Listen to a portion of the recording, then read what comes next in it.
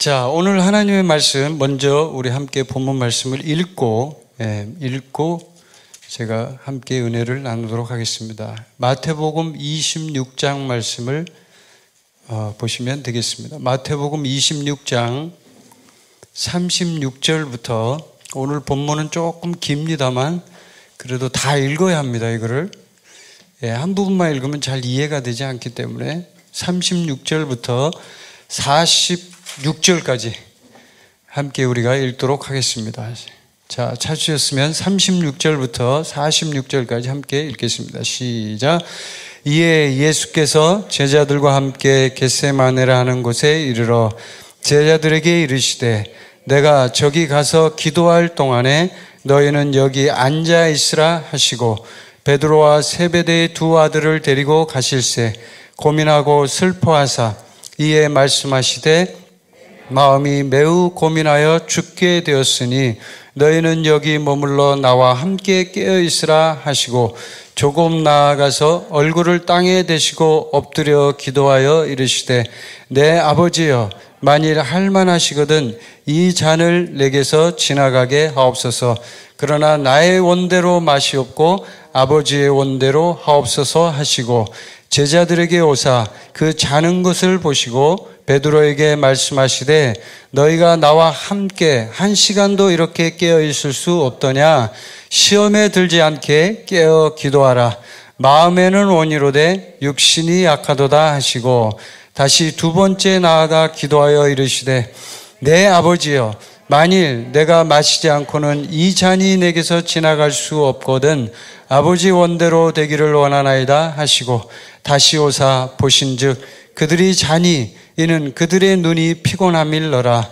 또 그들을 두시고 나아가 세 번째 같은 말씀으로 기도하신 후 이에 제자들에게 오사 이르시되 이제는 자고 쉬라. 보라 때가 가까이 왔으니 인자가 죄인의 손에 팔리느니라. 일어나라 함께 가자. 보라 나를 파는 자가 가까이 왔느니라. 아멘. 아멘.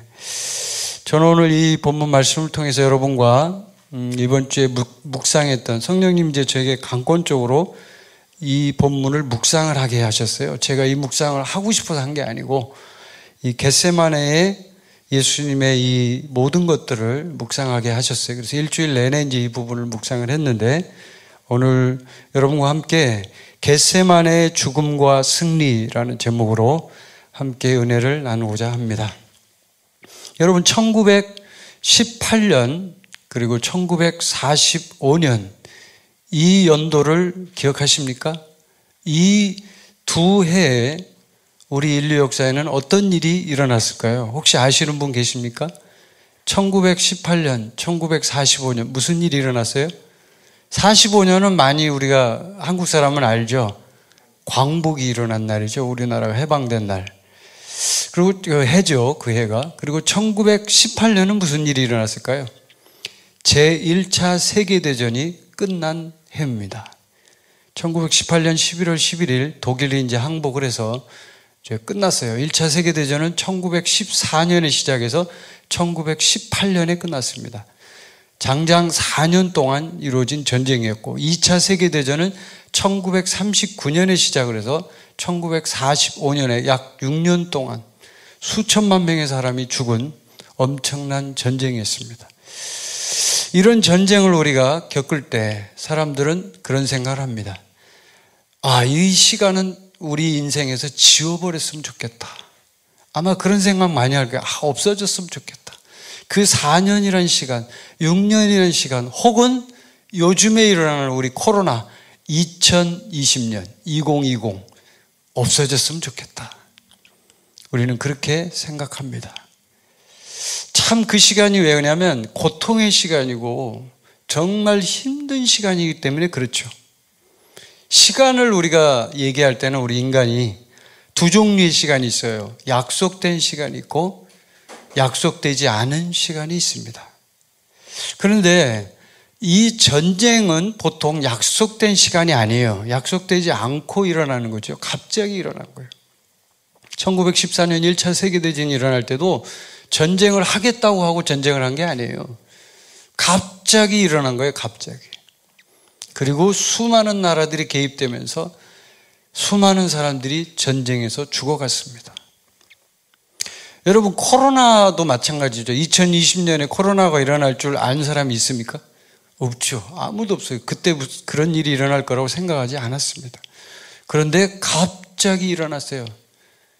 저쪽에 우리 이웃에 있는 차이나는 나라에서 갑자기 바이러스를 퍼뜨려갖고 자기들은 지금 아니라고 그러잖아요. 오리발냄인 자기네에서 안 했다고. 그런 얘기 들으면 막 어떤 생각이 들어요? 막 속에서 열불이 나죠. 자기들이 다 퍼뜨려 놓고 안 했다고 다른 나라한테 뒤집어 씌우고 막. 저는 솔직히 인간적으로 굉장히 화가 나요. 그런 걸 보면. 제가 그 나라에서 사역을 하고 그 나라 말도 잘하고 그 나라 사람들을 누구보다 사랑하는 한 사람의 사역자로서 정말 화가 나요. 왜? 그런 모든 것들은 전부 다 어떤 사탄의 세력이 일으키는 또 다른 공작이거든요. 또 다른 공작이에요. 공작이라 그러니까 좀 이상하죠, 이 말이.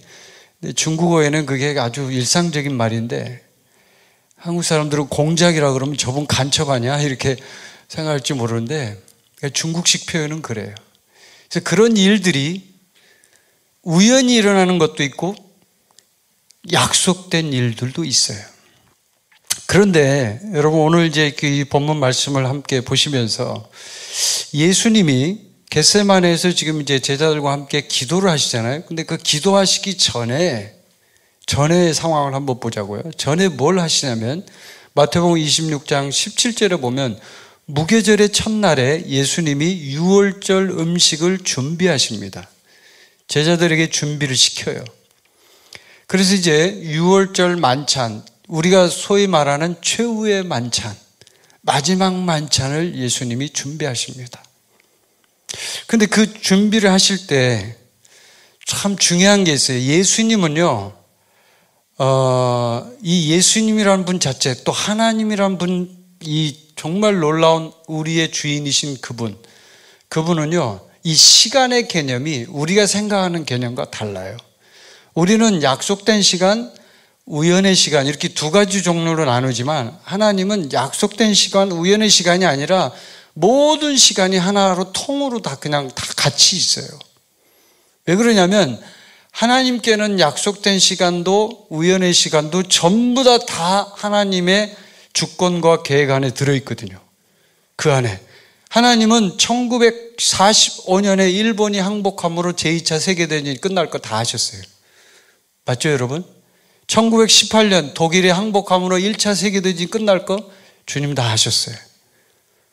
그 주님에게는 우연의 시간이 아닌 거예요. 주님에게는 약속된 시간인 거예요. 그래서 제가 최근에 그 어떤 미국의 뉴욕에 계신 제가 이제 좀 아는 분인데 그 뉴욕에 계신 어떤 목사님이 쓴 책을 좀 읽어봤는데 그분은 이제 유대인인데 유대인의 절기를 연구하면서 절기를 통해서 일어나는 지금 이 시대의 어떤 징조들에 대해서 연구하는 분이에요. 근데 이분이 그렇게 얘기하더라고요. 1918년과 1945년은 공교롭게도 유대인의 안식년이 있는 해였대요. 1917년에 18년 두 해에 걸쳐 있는 거예요, 안식년. 그리고 1944년, 45년 또 안식년인 거예요. 그 안식년에 왜 그런 일들이 일어났을까? 이건 하나님의 놀라운 섭리와 계획이라는 거죠. 그분의 얘기는. 그리고 이 코로나 사건이 일어난 것도 그냥 일어난 게 아니라는 거죠. 하나님의 입장에서 보면. 우리는 우연히 일어난 거지만 그래서 하나님께는 이 시간이라는 것이 모든 것이 다 약속된 시간이에요. 약속된 시간. 자, 오늘 이 본문에 나오는 예수님도 마찬가지죠. 예수님도 12 제자와 함께 이제 저녁에 함께 유월절 만찬을 합니다. 유월절이라는 것 자체도요, 굉장히 놀라운 게 예수님의 십자가 사건 그리고 부활, 이걸 연구해 봐도 우리가 알 수 있는 게 뭐냐면 유월절에 어린 양으로 돌아가시고 예수님이 부활절에 부활하셨어요. 초실절에 부활하셨다고요. 절기 그대로 부활하셨어요. 우연입니까 그게? 우연이 아니에요. 하나님의 시간에는 우리가 볼 때는 우연이죠. 우연히 예수님이 잡혀가지고 우연히 유다가 팔아서 이제 대제사장들이 끌고 가서 빌라델 관정에서 재판을 받고 골고다에서 십자가에서 돌아가셨다. 이렇게 우연의 사건으로 생각할 수 있지만 하나님 입장에서 보면 우연의 사건이 아니라는 거예요. 이거는 아주 지극히 약속된, 예언된 성경에 있는 그것이 이루어지기 위해서 일어난 사건이라는 거죠. 아멘이십니까? 그러니까 하나님께는 우연의 시간이 없어요. 아멘. 우리가 어떤 일을 당할 때 우리가 그런 생각을 하죠. 왜 이런 일이 일어났지? 아, 정말 짜증나. 막 이럴 때 있잖아요. 힘든 일을 겪을 때요. 예를 들어서 이렇게 생각해 보세요. 예수님이 지금 십자가 사건을 당하기 전에 이 상황으로 한번 생각해 보자고. 예수님이 본인이 십자가에 못 박혀 죽으실 것을 아셨습니까? 모르셨습니까? 미리 알았어요? 몰랐어요? 알았죠. 너무나 잘 알았죠. 모르고 당한 게 아니고요. 미리 알고 그 십자가 이후에 대반전이 일어날 것이라는 놀라운 복음의 사실까지도 다 알고 예수님은 하신 거예요. 이게 지금. 그럼 이 유월절 만찬을 할 때 예수님의 심정이 어땠을까요? 이 엄청난 일, 이 엄청난 사건, 그리고 그 뒤에 있을 그 놀라운 영광, 주님은 다 알고 계셨어요. 그런데 이 중요한 게 있어요. 오늘의 이 겟세마네의 죽음과 승리를 제가 이제 일주일 동안 묵상을 하면서 제가 참 많은 걸 느꼈는데, 참 예수님은 한 사람의 인간으로 오신 분이고 또 한 사람의 신으로 오신 분이에요. 그래서 예수님은 인간의 인자로 오셨기 때문에 인간의 모든 것들을 그대로 느끼고 그대로 경험하고 그대로 공감하고 체험하신 분이에요. 예수님을 우리가 이해할 때 그런 이해가 있잖아요. 굉장히 중요한 얘기인데, 예수님을 하나의 신, 하나님의 아들로서만 이해를 하게 되면, 그렇죠? 그렇게 이해하면 예수님이니까 당연히 십자가에서 쉽게 하는 거 아니야? 예수님이니까 그거 할 수 있는 거 아니야? 예수님이니까 무리를 걷는 거 아니야? 이렇게 생각할 수 있어요. 근데 여러분, 예수님이 이 땅에 계셨을 때 그 예수님은 지극히 인간적인 부분들을 다 갖고 계신 한 사람의 평범한 목수였다는 거예요. 믿으십니까? 목수의 목수, 30년 동안 목수하셨던 분이에요. 30년 동안 아무것도 두각을 나타내지 않았던 분이에요. 갈릴리 나사렛, 나사렛 그쪽 촌동네에서 목수 일을 하던 이 예수님을 누가 알았겠어요? 그래서 그 예언자들, 그 바리새인들이요, 나사렛에서 뭐가 나오냐 하면서 이렇게 오해할 정도로. 왜냐하면 원래 베들레헴에 예언이 있잖아요. 근데 베들레헴이 아니라 나사렛에 사시니까 착각을 할 수밖에 없죠. 그러니까 거기 뭐 그런 게 나오냐 할 정도로 무명의 30년을 보내셨어요. 예수님 무명의, 아무도 모르는 그 30년의 세월 동안 예수님은 하나님과 함께 훈련받으시고 준비하시고 3년 반의 그 놀라운 사역과 사명을 완수하기 위해서 30년을 준비하신 거예요. 아멘. 얼마나 놀랍습니까? 그런 분이 이제 마지막, 이제 이 장면은 마지막이에요. 마지막. 예수님이 이제 마지막 자기의 사명과 모든 것들을 다 이루기 전에 이제 제자들과 함께 유월절 만찬을 행하는 그런 장면이에요. 그때 예수님은 어떤 마음이었을까요? 오늘 우리는 이 예수님의 마음, 예수님의 심정을 한번 좀 이해해 봤으면 좋겠습니다. 약속된 시간이죠, 예수님에게. 이 시간은 물론 왜? 본인이 알고 계셨으니까. 그런데 그 약속된 시간이 우리에게는 굉장히 좋은 시간이죠. 왜? 그 예수님의 십자가의 승리, 부활의 승리를 통해서 우리가 놀라운 것들을 얻을 수 있었기 때문에. 그런데 예수님에게는 그 시간이 어떤 시간이었을까요? 고통의 시간. 정말 힘든, 정말 통과하기 싫은, 너무너무 어려운 시간이었던 거죠. 너무너무 힘든 시간. 여러분 한번 생각해 보세요. 우리가 어떤 어려운 시간을 지나가야 할 때가 있죠. 시험을 본다든지, 또 때로는 어떤 부분에서 내가 힘든 과정을 겪어야 한다는 것을 알고 가는 그런 경우가 있죠. 모르고 가는 경우도 있지만 알고 가는 경우도 있어요. 특히나 군대에 끌려가는 젊은 청년들. 저희 조카도 며칠 전에 군대를 갔어요. 제가 우리 아내하고 며칠 전에 차를 타고 가다가 군대 가는 거 이제 보고 우리 아내가 기도해 주더라고요.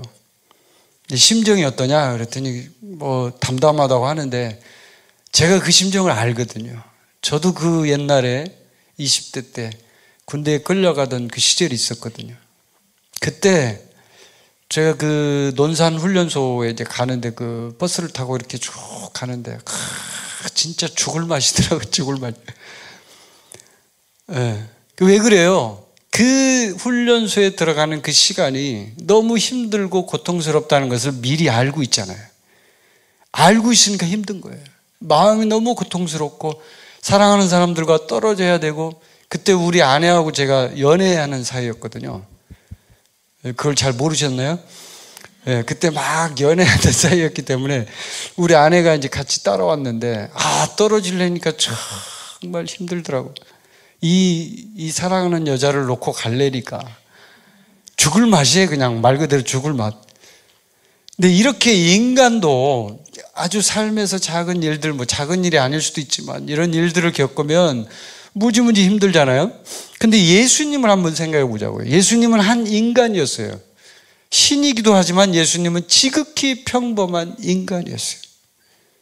그 인간의 입장으로 보자면 예수님의 마음은 지금 엄청난 고통 가운데 들어가야 하는 그 시간이 다가오고 있는 거예요. 어마어마한 고통이 본인이 알아요. 그거를. 그런데 예수님의 마음은 어땠냐면 누가복음 22장 15절에 보면 이르시되 내가 고난을 받기 전에 너희와 함께 이 유월절 먹기를 원하고 원하였노라.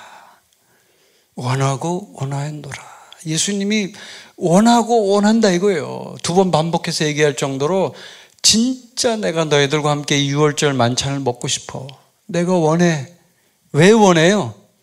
이 제자들에게 이 유월절 만찬에 어떤 쉽게 말하면 이벤트죠. 이게 이벤트를 통해서 유월절 어린 양 대신 예수 그리스도를 보여주고 싶은 거죠. 이걸 명확하게 알려주고 싶은 거예요. 앞으로 이런 일이 일어날 건데 앞으로 일어날 이 일은 바로 유월절 어린 양이 십자가에서 피 흘리고 죽는 그 몸이 찢기는 놀라운 일이다라는 것을 알려주고 싶은 거예요. 그래서 주님은 그 성경 말씀에 26절에 이렇게 얘기해요. 그들이 먹을 때 예수께서 떡을 가지사 축복하시고 떼어 제자들에게 주시며 이르시되 받아서 먹으라. 이것은 내 몸이니라 하시고. 이게 우리 성찬할 때 하는 거잖아요. 성찬. 예수님의 몸, 찢기신 몸. 이 예수님의 몸은요, 이 몸은 어떻게 보면 우리 입장에서 보면은 정말 이해가 되지 않고 뭐 예수님의 그 몸을 먹으라고 그러고 막 이게 무슨 얘기냐 이해가 잘 안 되는 얘기가 막 요한복음에 나오는데 예수님의 몸을 먹는 이 사건을 통해서 우리는 이 일을 통해서 우리가 진짜 예수님과 함께 하나가 되는 거예요. 하나가. 아멘. 뭐가 된다고요? 하나가 되는 거예요. 예수님의 몸을 먹는. 그리고 예수님의 이 잔, 피, 보혈을 통해서 우리의 모든 죄가 다 깨끗하게 사해지는 거예요. 아멘. 그래서 거기 성경에 28절에 보면은 이것은 죄사함을 얻게 하려고 많은 사람을 위하여 흘리는 바 나의 피 곧 언약의 피니라. 아멘.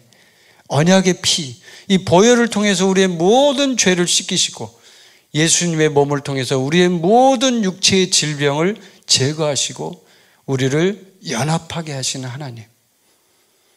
이걸 가르쳐주고 싶은 거예요. 유월절을 통해서.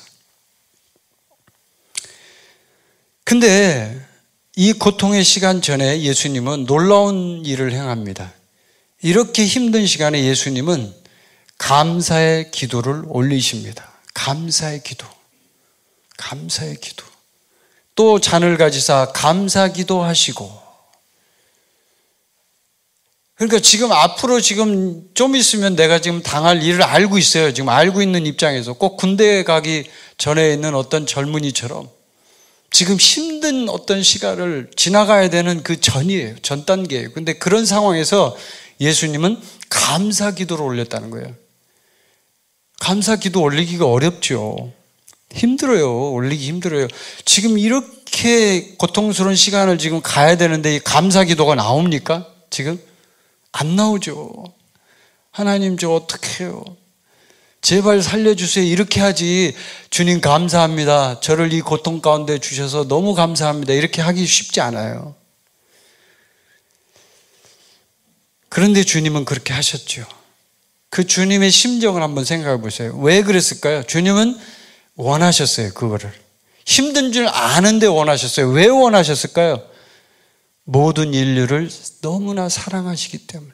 그 안에는 주님의 깊은 사랑이 들어있는 거예요. 그러니까 자기의 고통보다 더 중요한 것은 모든 인류를 위한 자기의 희생을 통해서 그들을 살려야 한다는 절박한 마음이 있었던 거죠. 살려야 된다. 나 하나 희생하더라도 이 온 인류의 죄의 문제를 해결해야 한다. 라고 하는 그 주님의 마음이 들어있는 거예요. 이 부분을 묵상하니까 참 진짜 그 사랑의 깊이를 우리가 따라갈 수가 없을 것 같아요. 제가 도저히 따라갈 수가 없어요. 자기를 희생하더라도 그거를 하려고 하는 그 마음. 물론 그런 마음이 우리 인간에게도 있죠. 그런데 인간은요 굉장히 이기적인 마음이 많아요. 사실은 많죠. 이기적이에요. 왜? 자기 중심으로 움직이잖아요. 항상 자기 자식, 자기가 사랑하는 것들만 사랑하지 자기가 사랑하지 않는 것들은 다 배제시키는 게 인간의 본능이에요. 사랑하지 않는 건 관심이 없어요. 관심 자체가 없다니까요. 별로. 그래서 항상 그렇죠. 우리가 어려움을 당할 때, 감사기도 할 때 우리가 보면요. 다른 사람이 막 힘들어서 지금 병에 걸려서 막 지금 막 큰일 났대. 병에 걸려갖고 지금 이제 얼마 못 산대. 그러면 어때요? 본인한테 감사기도 하라면 힘들지만 다른 사람 보고 감사기도 하라면 어때요? 잘하죠. 왜? 내 일이 아니니까. 나하고 상관없죠. 내가 죽는 거 아니니까. 관계없죠. 그러니까 우리 감사기도 합시다 하면 감사기도를 하는 거예요. 그게 인간의 이기심이에요. 근데 예수님은 그게 아니에요. 이 예수님의 마음을 깊이 들여다보면 그 인간이 갖고 있는 모든 죄 문제를 통해서 온 사망과 질병과 고통의 문제를 예수님은 해결해 주고 싶은 건데 본인이 힘들더라도 그것을 다 해결해 주려고 하는 거예요. 그래서 그게 위대한 원함이에요. 위대한 원함. 그런 걸 원하기가 힘들어요, 인간이. 근데 예수님은 위대한 원함을 가지신 분이죠. 그걸 원하셨어요. 본인이 원하고 원하였노라 이렇게 얘기하잖아요. 내가 유월절 먹기를 원했다 이거예요. 왜? 힘들지만 너희들이 그렇게 해서 해방받기를 원한다. 그거예요. 그 다음에 이제 두 번째 겟세마네의 죽음에 대해서 한번 살펴볼 텐데 우리가 보통 이제 겟세마네의 죽음이라고 하면 도대체 겟세마네에서 예수님이 죽었다는 얘기인가? 이렇게 물어볼 수 있죠. 예수님은 분명히 골고다에서 죽으셨어요. 겟세마네에서 죽으신 건 아니에요. 그런데 왜 겟세마네의 죽음이라고 제가 표현을 했냐면 죽음보다 더한 또 다른 죽음, 죽음보다 더한 또 다른 죽음이 있었다는 거예요. 이 겟세마네 안에 오늘 본문 말씀에 있는 거죠. 그게 십자가의 죽음 전에 거쳐야 하는 또 다른 죽음. 이게 겟세마네의 죽음이에요. 왜냐하면 죽음이라는 것은 골고다에서 십자가에 못 박혀서 죽는 것은 그냥 못 박혀서 죽으면 끝나요. 그거는 실제로 일어난 일이고 육체적으로 피지컬한 어떤 사건이죠. 육체적인 사건인데 그 사건 외에 우리 인간은 영과 혼으로 이루어져 있잖아요. 몸으로 이루어져 있잖아요.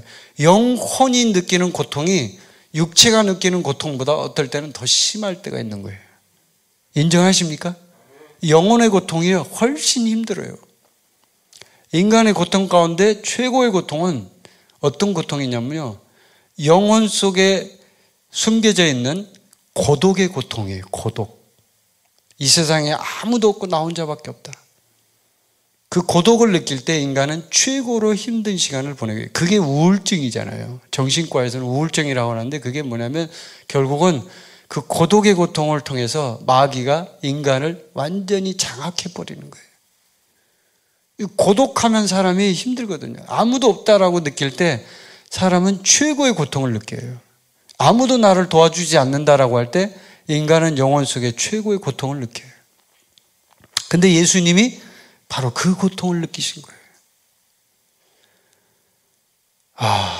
이 고통은 우리 인간이 감내하기 힘든 고통이에요. 그래서 거기 본문 말씀 한번 봅시다. 자 37절 말씀에 보면 이렇게 되어 있어요. 베드로와 세베대의 두 아들을 데리고 가실새 고민하고 슬퍼하사라고 이렇게 나와 있죠. 고민하고 슬퍼하사. 이 고민하다라는 단어가 원어에서 보면은 아데모네오라는 단어를 써요. 이 아데모네오는 무슨 뜻이냐면 그냥 고민하다라고 번역이 되어 있잖아요. 우리 성경에는. 근데 이게 원어로 보면은 이게 완전히 낭망하여 낙심하다, 낙담하다 이런 뜻이 있어요. 아데모네오라는 단어의 뜻이. 완전히 낙담해서 더 이상 희망이 없는 상태. 그게 바로 이 단어의 뜻이에요. 고민하고 슬퍼하사. 슬퍼하는 것도 최고의 슬픔을 얘기해요. 최고의 슬픔, 리페오라는 단어를 쓰는데 완전히 상심해갖고 슬퍼해서 더 이상 슬퍼할 상황이 없는 지경까지 가는 거. 리페오라는 단어. 뜻이 그 뜻이. 고민하고 슬퍼하사. 예수님의 인간적인 면모를 볼 수 있죠. 예수님이 하나님의 아들이니까 이러지 않을 거야. 예수님은 낙심하지 않을 거야. 낙담 같은 건 안 해. 슬퍼하지도 않아. 이렇게 생각하셨죠, 여러분? 아니에요. 예수님도 이 인간이셨기 때문에 지금 이 겟세마네에서 기도하시는 이 순간, 겟세마네는 또 다른 죽음이라고 제가 얘기했잖아요. 이거는 육체의 피지컬 죽음보다 더한 죽음이에요. 영혼의 죽음을 경험한 거니까.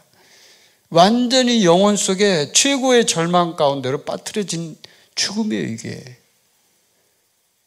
그때 이 고민하고 슬퍼하는 예수님의 심정이 느껴졌어요, 제 마음속에.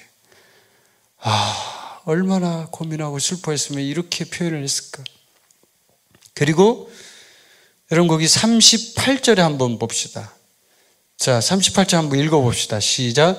이에 말씀하시되 내 마음이 매우 고민하여 죽게 되었으니 너희는 여기 머물러 나와 함께 깨어 있으라 하시고. 얼마나 힘들었으면 예수님이 제자들한테요 이렇게 말을 했을까요?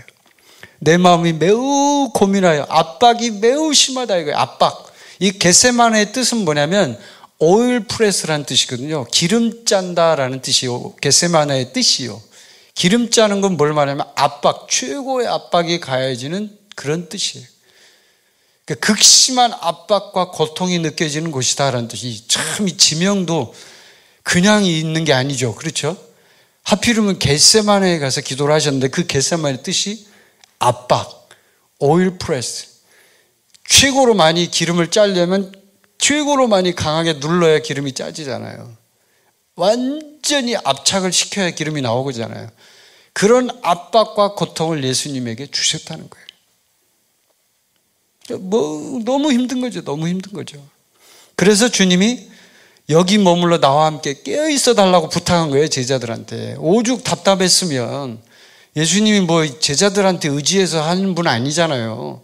본인이 충분히 하실 수 있는 분이고 그 정도 능력 있는 분인데 이때 이 순간만큼은 너무 힘들고 어려우니까 제자들에게 제발 깨어있어서 나를 위해 좀 기도해다오. 내가 너무 힘들어. 제발 좀 기도해줘. 이거예요, 이거. 예수님의 마음이. 얼마나 힘들었을까. 마음이 얼마나 어려웠을까. 그런 생각이 들어요. 그런데 이제 그 뒤에 보면은 자 39절 말씀 한번 같이 읽어봅시다. 39절에 이제 주님이 그 뒤에 이제 기도를 하십니다. 자, 읽어봅시다. 시작. 조금 나아가사 얼굴을 땅에 대시고 엎드려 기도하여 이르시되 내 아버지여 만일 할만하시거든 이 잔을 내게서 지나가게 하옵소서. 그러나 나의 원대로 마시옵고 아버지의 원대로 하옵소서. 아멘. 자, 예수님의 이 기도가 너무나 놀라워요. 얼굴을 땅에 대고 엎드려 기도합니다. 하나님 앞에 간절히 기도합니다. 이게 누가복음에서는 땀방울이 핏방울이 됐다라고 표현할 정도의 기도예요. 이때 누가복음에서는 그렇게 누가가 표현해놨어요. 땀방울이 핏방울이 될 정도로 엄청난 에너지를 쏟으면서 주님 앞에 기도하는 거예요. 그냥 장난치면서 간단하게 기도한 거 아니에요, 여러분. 그냥 한번 기도해보는 그런 기도 아니에요. 될까 말까 하는 그런 기도 아니에요. 완전히 죽음을 무릅쓰고 필사적인 기도예요. 이게 지금 필사적인 기도. 그 기도를 하는데 이렇게 기도합니다. 내 아버지여 만약 할만하시거든. 이 기도를 보면 예수님의 인간적인 모습이 적나라하게 드러나요. 할만하시거든. 예수님이 이렇게 말할 분이 아니죠. 우리가 아는 그 예수님은 이런 분이 아니에요. 이렇게 하실 분이 아니죠. 아버지, 제가 그냥 바로 가겠습니다. 걱정 마십시오. 제가 가서 그냥 십자가에 확 못 박혀 죽어버리겠습니다. 이렇게 말해야 되는 거 아닌가요? 예수님이? 예수님은 그런 분이잖아요. 우리가 알고 있는 예수님은. 슈퍼맨 같은 분이잖아요. 예수님은 모든 걸 할 수 있는 분이잖아요. 강한 분이잖아요. 그런데 왜 이렇게 기도했을까요? 내 아버지여 만일 할만하시거든 이 잔을 내게서 지나가게 하옵소서. 너무나 나약한 모습이죠. 지나가게 해달래요. 이게 너무 힘드니까 할 수 있다면, 만약에 가능하다면, 주님 가능하면 좀 지나가게 해주시면 안 될까요? 이런 얘기예요. 지금 우리들의 표현으로 하자면. 그러면 안 될까요? 우리 교회 직원들도 어쩔 때 저한테 그런 얘기하고, 목사님 그러면 안 될까요? 저한테 이렇게 하거든요. 우리 직원들이. 그거에 똑같은 거예요. 그러면 안 될까요?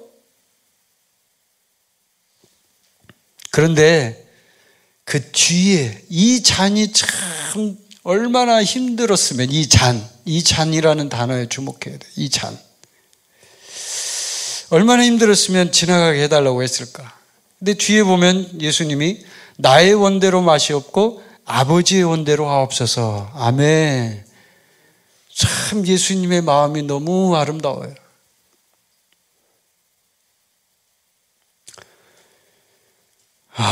참 이걸 어떻게 표현하기가 참 어려운데, 우리에게는 최고의 시간이지만 예수님에게는 최악의 시간.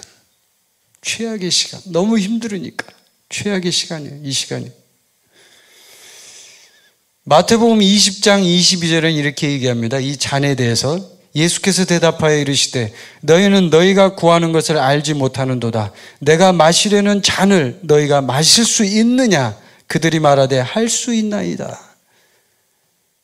마태복음 20장에서 얘기, 이제 그 전에 한참 전에 이제 제자들이 막 아부하면서, 세베대의 어머니가 이제 와가지고 예수님한테 좌편 우편에 앉히게 해달라고 하는 장면 알죠?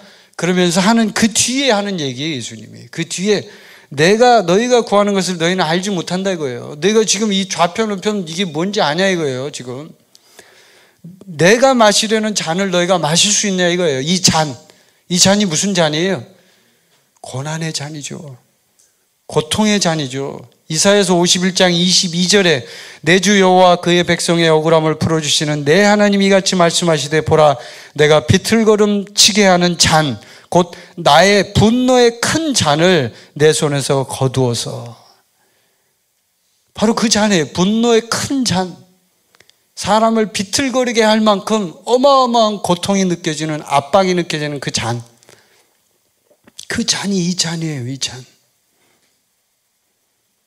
그래서 예수님이 이사야서 53장 여러분이 너무 잘 알죠. 그가 찔림은 우리의 허물 때문이요 그가 상함은 우리의 죄악 때문이라.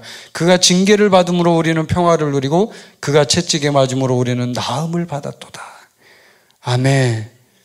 이 엄청난 고통, 채찍과 십자가에 못 박힌 것뿐만 아니라 채찍도 맞았잖아요. 근데 그게 이게 뭐냐면 참 무서운 게 10절에 보면, 이사야서 53장 10절에 보면 이렇게 되어 있어요. 여호와께서 그에게 상함을 받게 하시기를 원하사 질고를 당하게 하셨은즉 여호와께서 기뻐하시는 뜻을 성취하리로다. 하나님이 그걸 원하셨던 거예요. 그리고 예수님도 원하셨던 거죠. 그런데 문제는 그 원함이 실제 있었지만, 예수님도 원하셨고 하나님도 원하셨지만, 막상 그 상황에 닥치니까 예수님이 어떻게 기도해요? 할 수 있으면 지나가게 해달라고 하는 거예요. 힘드니까요. 힘드니까. 여러분, 육체의 고통은요, 우리 인간이 느끼는 최고의 시험이에요. 욥의 시험 중에 욥은 3가지 시험을 받았어요. 욥은 2가지 시험만 받았다고 사람들이 생각하는데 3가지를 받았어요. 어떻게 3가지냐면, 첫 번째는 자기의 소유물을 전부 잃는 시험을 받았어요. 두 번째는 자기의 육체가 완전히 고통당하는 시험을 받았어요. 육체의 고통을 당하니까 욥이 굉장히 많이 당황했죠. 그리고 힘들어했어요. 그리고 친구들과 함께 대화하는 그 장면이 뒤에 쭉 나오는데, 그게 육체의 고통을 느끼게 했을 때 일어났던 일들이에요. 그런데 욥이 3번째 당한 이 시험은 어떤 시험이었냐면, 하나님과 단절돼서 고독 가운데 있는 시험이었어요. 3번째가. 하나님이 아무리 부르짖어도 응답하지 않는 거예요. 아무리 기도해도 하나님이 얘기 안 하는 거예요. 아무리 도움을 요청해도 하나님이 그 도움을 들어주지 않는 거예요. 왜요? 그게 테스트니까요. 테스트니까 그렇게 해야 하거든요. 그 순간은 그렇게 해야 돼요. 그래서 아무리 기도하고 몸부림치고 주님 앞에 외쳐도 주님이 안 들어줘요. 그게 3번째 테스트, 3번째 고통이에요. 욥에게 또. 고독과 단절의 고통. 단절됐다 이거예요. 하나님과 관계가 끊어졌다. 나는 이제 혼자다. 하나님 날 돕지 않는다. 나를 버렸다. 그 고통이 바로 예수님께도 있었던 거예요. 바로 지금 이 순간에. 이 겟세마네의 죽음은 바로 그런 죽음이에요. 그런 단절과 절망과 오죽 답답했으면 예수님이 이렇게 기도했겠냐 이 말이에요. 얼마나 힘들었으면 할 수 있으면 이 잔이 내게서 지나가게 해달라고 기도했겠어요. 예수님 같은 그런 놀라운 분이 슈퍼맨이잖아요. 우리에겐 영웅이잖아요. 영웅. 우리의 왕이시고, 아멘. 우리의 영웅이신 그 예수님이 어떻게 이렇게 기도할 수 있어? 우리는 그 예수님의 마음을 너무 몰라요. 인정하십니까? 너무 몰라요. 예수님이란 분을 너무 모른다고. 얼마나 힘들었으면 고민하여 죽게 되었으니라고 표현을 하냐고요. 예수님이. 그런 말 하실 분이 아니잖아요. 예수님이란 분이 고민하여 죽게 되었다. 나 좀 살려달라. 이렇게 하실 분 아니잖아요. 우리가 아는, 적어도 우리가 이해하는 예수님은 그런 분이 아니죠. 그런데 주님은 그렇게 하셨다는 거예요. 왜? 겟세마네는 바로 또 다른 죽음을 경험하게 하는 곳이었기 때문에. 하나님께서 예수님에게 이 또 다른 죽음을 경험하는 늘 극심한 압박과 고통 속에 넣기 때문에. 그래서 주님은 이 예수님의 겟세마네의 죽음을 통해서 놀라운 승리를 우리에게 주셨어요. 오늘 이제 그 놀라운 승리를 여러분과 함께 나눌 거예요. 3가지 정도의 승리를 주님이 이제 저에게 말씀하셨는데, 자, 한번 살펴봅시다. 3가지 승리. 첫 번째, 자, 39절에 보면, 우리가 조금 전에 읽었던 이 본문 말씀에 보면, 주님은요, 이 기도를 하고 나서 뒤쪽에 있는 기도를 보면 예수님의 기도가 굉장히 단순하지만 아주 중요한 포인트를 그 안에 담고 있어요. 어떤 의미를 담고 있냐면, 그러나 나의 원대로 마시옵고 아버지의 원대로 하옵소서라고 하죠. 아버지의 원대로 하옵소서. 이건 뭐냐면, 첫 번째 승리에 이게 자신의 의지를 내려놓음으로써 승리하셨어요. 자신의 의지를 내려놓음으로써 승리하셨어요. 아멘. 자, 의지 뭐예요? 자유의지. 인간이 갖고 있는 최고의 마지막 최후의 보루가 자유의지예요. 자유의지. 자유의지는 그 누구도 건드릴 수 없고 인간이 갖고 있는 고유의 영역이에요. 하나님도 인간의 자유의지를 건드리지 않아요. 왜요? 선악과를 만들어서 그것을 선택하게 할 만큼 자유의지가 중요했기 때문에 하나님은 자유의지를 인간에게 두었어요. 그리고 인간에게 스스로 선택하게 하셨어요. 그런데 이 자유의지가 굉장히 중요하거든요. 자유의지로 어떤 걸 선택하느냐에 따라서 인간의 삶의 결과, 결말, 마지막이 결정이 되거든요. 그런데 예수님은 이 자유의지의 완전한 내려놓음을 통해서 승리하신 거예요. 할렐루야. 승리하신 거예요. 본인이 지금 원해요. 본인은 이 잔을 좀 지나갔으면 좋겠어요. 그런데 중요한 건 그 말을 하고 바로 나의 원대로 마시옵고 아버지의 원대로 하옵소서. 이 말을 할 때 심정이 어떻겠어요? 이 말이 떨어지지가 않겠죠. 지금 이걸 지나가게 해달라고 할 수 있으면 지나가게 해달라고 말을 했으면 그 말을 하지 말아야죠. 우리 인간의 상식적인 우리 논리로 말하면 이런 말을 했으면 그 다음에 이 말하면 안 되죠. 그러면 이 말 앞에 한 말이 아무 효력이 없잖아요. 지나가게 해달라고 했는데, 부탁을 했는데 아버지의 뜻대로 하옵소서. 아버지의 뜻은 뭐예요? 본인이 알고 있잖아요. 지나가야죠. 하나만한 기도를 한 거잖아요, 결국은. 그런데 예수님은 하나만한 기도를 하면서도 끝까지 놓지 않는 게 있어요. 그게 뭐냐면 의지, 본인이 갖고 있는 의지를 발동시켜서 내려놓아야 한다는 그 절박한 완전한 실천, 완전한 승리를 그대로 행하셨어요. 아멘. 예수님이 3번 시험 당하실 때 광야에서 그때의 모습도 한번 봅시다. 3번 시험 당하실 때도 예수님이 그 3번의 시험을 전부 다 자기의 의지를 통해서 강력하게 맞받아 쳤어요. 마귀가 공격했죠. 먹을 거 가지고 이생의 자랑을 가지고 공격을 했지만 그 공격들을 예수님은 자유의지를 내려놓음으로써 완전한 승리를 쟁취하셨어요. 아멘.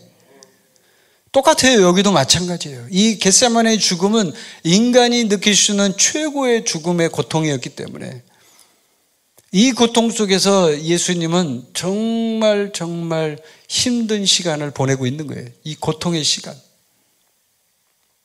그런데 이 순간에도 예수님은 39절의 이 말씀을 통해서 자신의 의지를 완전히 내려놓은 이 주인이잖아요. 주인. 하나님이 주인이고 나는 종입니다 하는 얘기거든요. 이걸 내려놓지 않으면 안 되는 거예요. 이거는 굉장히 중요한 거예요.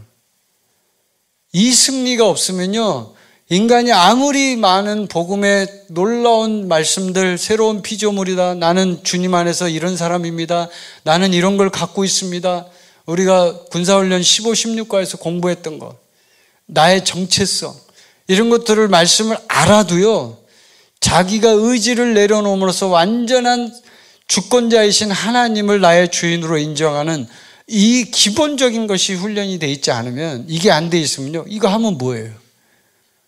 이거 하면 뭐 하냐고요, 여러분. 제가 여러분에게 질문해 보겠습니다. 이거 여러분 축복받고, 예? 건강하고 돈도 많이 벌고 복음의 능력을 다 사용하고 복음도 많이 전해요. 그런데 하나님이 주인이 아니에요. 성령님이 주인이 아니에요. 주인이 누구예요? 자기예요. 그럼 뭐예요? 뭐예요, 그거는? 완전히 알맹이가 없는 껍데기만 있는 거잖아요. 지금 바로 그런 거거든요. 완전한 주권의 인정, 하나님을 주인으로 인정하고 나의 의지를 내려놓는 거예요. 내가 하고 싶은 것은 이걸 지나가게 해달라는 거예요, 예수님 말은. 그런데 그렇게 하지 마세요. 나 내려놓을게요. 하나님 뜻대로 하세요. 그런 얘기거든요.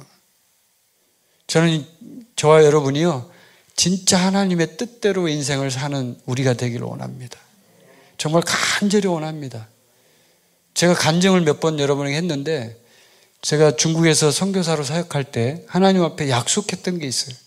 하나님, 제가 하나님의 뜻이라면 그 뜻은 제가 아무리 힘들어도 그 뜻을 따라갈게요. 이렇게 주님 앞에 기도했던 적이 있어요. 제가 한번 정말 하나님 앞에 힘든 시간을 보낼 때예요. 그때 하나님 저에게 그런 계시를 주게 하시더라고요. 그래서 하나님의 뜻이라면 그 뜻을 따라가겠다 하는 강력한 의지를 발동시켰어요, 제가. 그게 내려놓음의 승리예요. 아멘. 예수님이 했던 것처럼 똑같이. 자기는 그렇게 하고 싶죠. 이 길을 가고 싶죠. 이 직장 가고 싶고, 이거 하고 싶고, 요거 하고 싶고, 나는 이 사람에게 가서 공부하고 싶고, 나는 요 일을 하고 싶고, 다 다 있잖아요. 사람마다 자기가 하고 싶은 거 있어요. 없는 사람이 어디 있어요. 먹고 싶은 거 있고 사람마다 다 있죠. 근데 그런 것들을 하나님이 원하시지 않는다면 내려놓는다는 거죠. 제가 그런 결단을 한번 한 적이 있어요. 중국에서. 그 뒤로 굉장히 많이 달라졌던 것 같아요. 제 삶의 흔적을 보면 일단은 아무리 힘들어도 주님 뜻을 따라가려고 해요. 그래서 지금 아마 지금까지 손선미 씨하고 같이 사역을 하고 있는 것 같아요. 아마 안 그랬다면 진작에 찢어졌겠죠. 우리 둘이가 워낙 성격도 다르고 성향이 다르고, 저는 굉장히 논리적이고 굉장히 분석적인 사람이거든요. 그래서 우리 손선미 씨가 잘 이해가 안 될 때가 많았어요. 중국에서 사역할 때 아니 저 여자는 왜 저렇게 하나 이해가 안 될 때가 참 많았는데, 그게 뭐냐면 서로 달라서, 성격이 다르니까. 그런데 제가 그 어려운 시간을 보내면서 주님 앞에 기도하고 난 뒤에 이 의지를 내려놓는 이 승리를 한 거죠. 제가 이 예수님이 지금 했던 이 승리를 하고 나서 달라지기 시작했어요. 우리 아내를 보는 게 달라지고, 우리 아내가 하나님의 뜻이라고 하니까 기도해 보는 거죠. 제가 하나님 뜻 맞아요? 하나님 맞대는 거예요. 또 그러면 따라가는 거예요. 그래서 지금 여기까지 온 거예요. 제가 여기까지. 안 그랬으면 제가 어디 다른 데서 사역하고 있겠죠. 여기 안 있고. 그래서 이게 참 이 첫 번째 승리가 굉장히 중요해요. 자신의 의지를 내려놓음의 승리. 이게 안 되면요, 다른 어떤 것도 복음의 영광과 그 놀라운 새로운 피조물의 부활의 승리, 그렇죠? 새로운 피조물의 그 놀라운 복음의 그 유업이잖아요. 유업. 가지고 있는 그거 쓸 수 있으니까 우리가. 이런 것들이요, 의미가 없어져 버리는 거예요.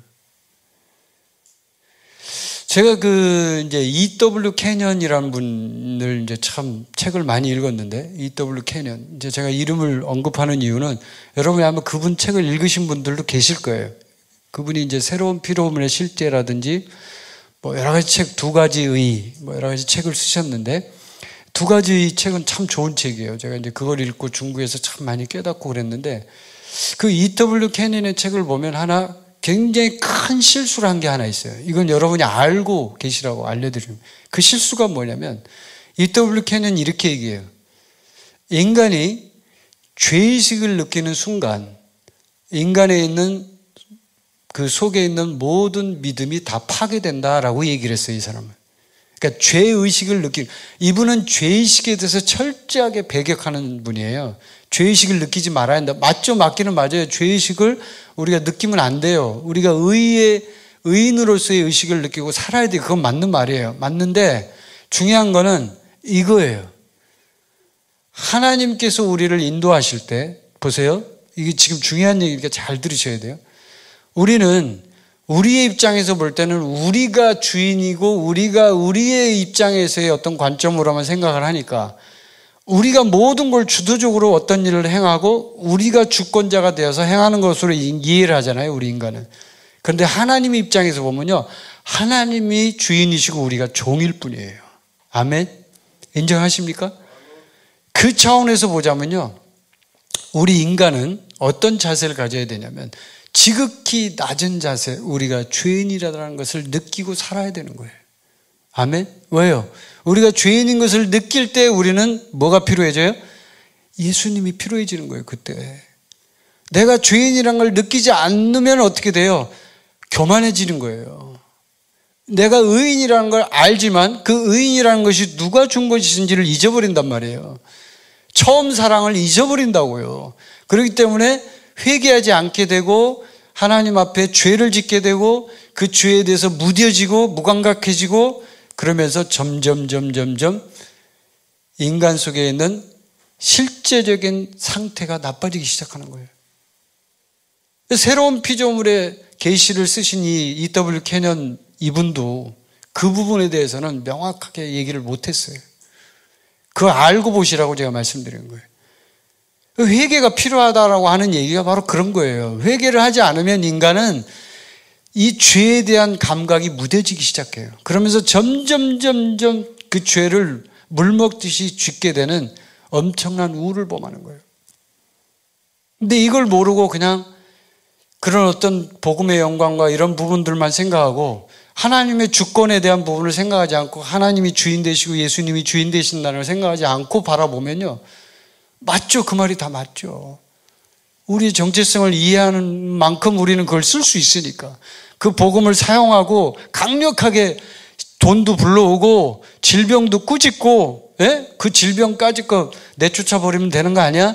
이렇게 강력하게 얘기할 수 있지만 문제는 그 사람 속에 있는 실제적인 자유의지가 어떻게 발동되냐 이거예요. 좀 어려워요 지금 하는 얘기가? 이해되십니까 지금? 자유의지가 어느 쪽으로 발동될 거냐 이거예요. 자유의지가 내가 하고 싶은 대로 할 거냐 아니면 하나님이 원하는 그 길대로 갈 것이냐. 오늘 이 본문 말씀에 예수님은 바로 그것을 우리에게 말해주고 있잖아요. 그걸 얘기해주고 있는 거예요. 내 뜻대로 마옵시고 아버지의 뜻대로 하라는 거예요. 본인은 그게 원하는 거죠. 잔이 지나갔으면 좋겠죠. 고통이 지나가고 그냥 어떻게 잘 해결돼 갖고 십자가 사건이 일어나길 원하는 거죠. 예수님은. 이걸 좀 안 하고 좀 다른 방법 없냐 이거예요. 말하자면 그런 거죠. 약간은. 하나님의 아들이니까. 그런데 하나님은 철저하죠. 아니야. 해야 돼. 그래서 어떤 면에서는 우리에게 고난이 유익이다라는 말씀이 있죠. 그리고 죄가 많은 곳에 은혜가 많다라는 말씀이 있죠. 그런 것처럼 할렐루야. 우리가 그런 걸 통해서 고난과 역경과 죄 짓는 그런 힘든 시간을 통해서 우리 자신이 새로워지는 거예요. 더 성장하는 거예요. 발전하는 거예요. 이게 없으면 이게 없는 거죠. 아멘. 자, 그게 이제 첫 번째 승리고요. 첫 번째 승리에서 고린도후서 1장 9절 말씀 하나 읽어드릴게요. 우리는 우리 자신이 사형 선고를 받은 줄 알았으니 이는 우리로 자기를 의지하지 말고 오직 죽은 자를 다시 살리시는 하나님만 의지하게 하심이라. 아멘. 아멘이죠? 네. 우리는 사형 선고를 받았어요. 죽은 거예요. 그렇기 때문에 죽은 자를 살리시는 하나님만 의지하라는 거죠. 하나님만. 자, 두 번째 승리. 이 두 번째 승리는 뭐냐면, 자, 아버지로부터 버림받은 절망에서의 승리예요. 아버지로부터 버림받은 절망에서의 승리. 마태복음 27장 46절에 보면 이렇게 예수님이 얘기합니다. 제9시쯤에 예수께서 크게 소리질러 이르시되 엘리 엘리 라마 사박다니 하시니 이는 곧 나의 하나님 나의 하나님 어찌하여 나를 버리셨나이까 하는 뜻이라. 하나님이 버렸다 이거예요. 하나님 엘리 엘리 라마 사박다니. 하나님이 나를 버렸다는 거예요. 완전히 버렸다는 거예요. 왜 버릴 수밖에 없었나요? 예수님이 인간의 모든 죄를 다 짊어지고 그 죄를 완전히 죄값을 치러야 하기 때문에 하나님은 예수님을 그 순간만큼은 버릴 수밖에 없는 거죠. 버리지 않으면 해결이 안 되니까. 아멘. 그럴 수밖에 없는 거예요. 아버지의 마음도 찢어지죠. 아들이 그렇게 고통당하는 게 찢어지지만 버릴 수밖에 없는 거예요. 근데 이 두 번째 승리가 뭐냐면 아버지로부터 버림받은 절망에서의 승리예요. 아멘. 예수님은 이 절망 가운데서도 아버지가 나를 새롭게 부활하실 것이다. 부활하게 하실 것이다. 라는 것을 완전한 믿음으로 승리하신 거예요. 아멘. 그래서 우리가 절망 가운데서도 그 끈을 놓지 말아야 돼요. 절망이 있을 때. 삶이 어려울 때, 그럴 때 어떤 생각을 우리가 해야 되냐면 이 예수님의 두 번째 승리에 나온 것처럼 버림받았다는 느낌이 들 때, 그럴 때 하나님을 더 붙잡아야 돼요. 하나님은 그때 최후의 마지막 대반전의 놀라운 드라마를 준비하고 계시는 거예요.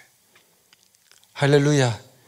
그걸 우리가 생각해야 돼요. 근데 그걸 생각하지 않으면 인간은 계속 절망 가운데로 가는 거예요. 점점점 수렁으로 가는 거예요. 근데 그렇게 하지 마세요. 하나님은 항상 우리가 생각하고 우리가 믿는 대로 역사하셔요. 아멘. 그래서 그렇게 믿으세요. 예수님이 우리의 모범이시니까. 예수님도 이렇게 힘든 과정을 지났지만 예수님이 승리했잖아요. 그런 것처럼 우리도 승리하기를 원합니다. 자, 세 번째 승리. 자, 세 번째 승리는 뭐냐면 육체의 고통에서의 승리예요. 예수님은 이 육체의 고통을 느끼는 것에 대해서 굉장히 두려워하셨어요.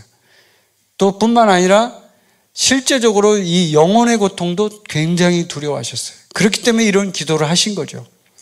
그럼에도 불구하고 예수님은 이 육체의 고통에서 승리하셨던 건 뭐냐면 하나님께서 이 일을 통하여 인류의 모든 질병을 완전히 깨끗하게 치유하실 것이다라는 분명한 계획을 갖고 계셨던 거죠.